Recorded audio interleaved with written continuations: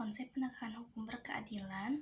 Penegakan hukum merupakan suatu proses dilakukannya upaya untuk dapat tegak dan berfungsinya norma-norma yang berlaku dalam bermasyarakat dan bernegara.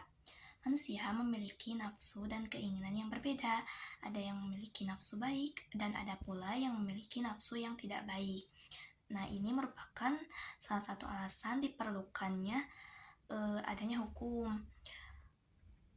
Adapun strategi penegakan hukum yang berkeadilan, upaya dalam menegakkan hukum yang berkeadilan tentunya harus punya strategi yang dimiliki guna untuk mencapai tujuan hukum yang berlaku.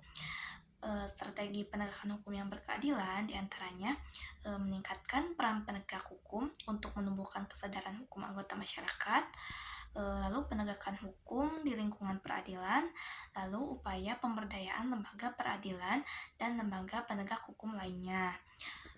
Menurut Wahyu Sasongkon, dalam sejarah tata hukum Indonesia, menerangkan bahwa sejarah tata hukum di Indonesia terdiri dari tahap tertentu yang umumnya disebut periodisasi sejarah.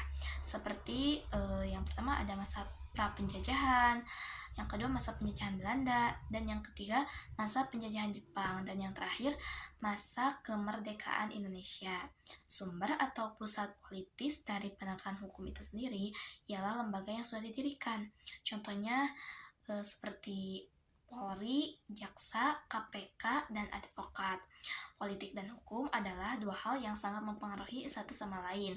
Dalam proses pembentukan aturan hukum oleh lembaga-lembaga politik, peran kekuatan politik yang duduk sangatlah mempengaruhi.